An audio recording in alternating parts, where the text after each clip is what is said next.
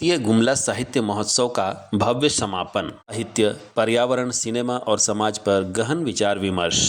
झारखंड शिक्षा परियोजना परिषद एवं झारखंड कोल इंडिया लिमिटेड के तत्वावधान में गुमला प्रशासन द्वारा आयोजित 3 दिवसीय द्वितीय गुमला साहित्य महोत्सव 2025 का भव्य समापन हुआ।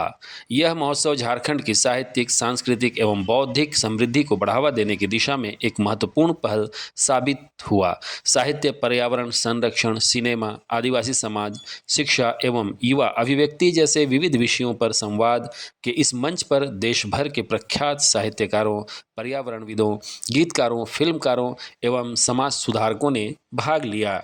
इस कार्यक्रम के अंतिम दिन पहले सत्र में पर्यावरण संरक्षण एवं वाइल्ड लाइफ पर विशेष चर्चा की गई। वहीं दूसरे सत्र में वरुण ग्रोवर के साथ संवाद। दूसरे सत्र में राष्ट्रीय पुरस्कार विजेता गीतकार, लेखक और stand up comedian Varun Grover ने अपनी साहित्यिक और सिनेमाई यात्रा साझा की। वहीं तीसरा सत्र आदिवासी साहित्य और समाज के नाम रहा, जिसमें महेश्वर सोरेन और संजीव कुमार मुर्मू के बीच संवाद हुआ। वहीं अगर चौथे सत्र की बात करते हैं तो लाइब्रेरी मैन संजय कच्छप के साथ संवाद हुआ। संजय कच्छप जिन्होंने झारखंड के ग्रामीण क्षेत्रों में लाइब्रेरी आंदोलन की शुरुआत की और अपने अनुभव को साझा किए।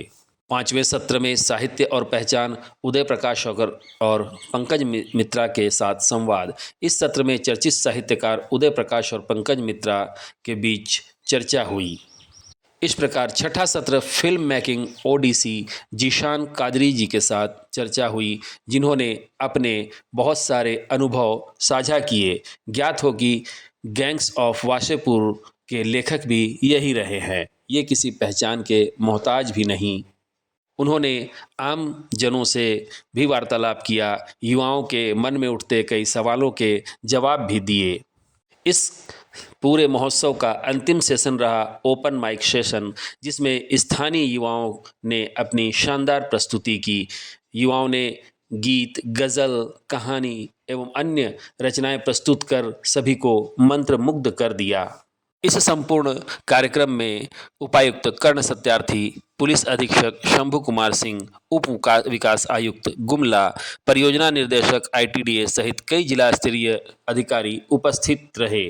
वहीं अंतिम रूप से देखा जाए तो परियोजना निर्देशक आईटीडीए ने अंतिम रूप से 3 दिवसीय महोत्सव का आभार प्रदर्शन करते हुए, सभी के प्रति आभार व्यक्त करते हुए कार्यक्रम के समाप्ति की घोषणा की। जैसा कि आप बता रहे थे, विकास का अर्थ केवल भौतिक विकास ही नहीं होता है, बल्कि बौद्धिक विकास भी विकास का एक बहुत महत्वपूर्ण अंग है।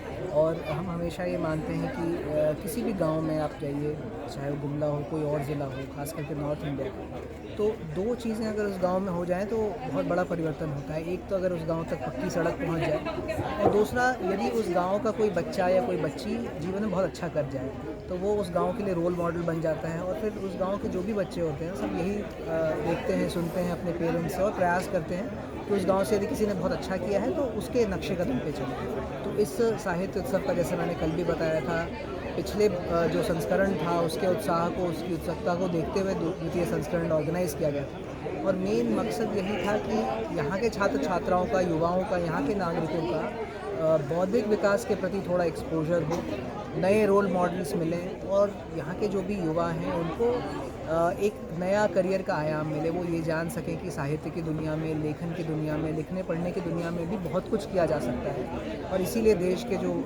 साहित्य क्षेत्र के बहुत प्रमुख लोग हैं, महारथी हैं, उनको इसमें आमंत्रित किया गया था। और हम यही अपेक्षा करते हैं कि जो भी नागरिक, जो भी छात्र, जो भी युवा यहाँ आए होंगे, ज़रूर कुछ पॉजिटिव यहाँ से लेके गए होंगे। और जैसा कि बहुत गेस्ट्स यहाँ पे डॉक्टर नारायण और बता रहे थे, सभी लोग बता रहे थे कि यदि किसी की रुचि खेलने में हो जाए या लिखने पढ़ने में हो जाए तो फिर वो गलत रास्ता कभी नहीं लेता है या कभी नहीं लेगा। तो हमारा भी मकसद यही है कि क्रिएटिव चीज़ों में एनर्जी लगाएं हमारे युवा, हमारे छात्र छात्राएँ, और हमेशा आगे बढ़ें। कहने का मतलब है कि उम्मीद करते हैं कि इससे एक स्टार्ट ज़रूर मिलेगा।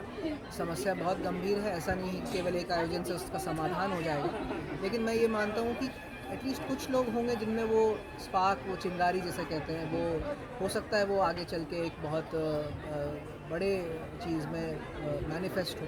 तो ये हम उम्मीद करते हैं कि एटलीस्ट कुछ लोग हों जो इससे जिनकी आंखें खुली होंगी और जो शायद सही रास्ते पे आएँ, और लगातार इस प्रकार के प्रयास करते रहेंगे हम लोग। ऐसा नहीं केवल एक आयोजन से ही सब चीज़ समाधान हो जाएंगी, बट डेफिनेटली ये एक अच्छा स्टार्ट है। वासियों का हार्दिक धन्यवाद करती हूँ। साहित्य एवं संस्कृति के इस मधुर समागम को समृद्ध बनाने देश भर तथा झारखंड के विभिन्न कोनों से आए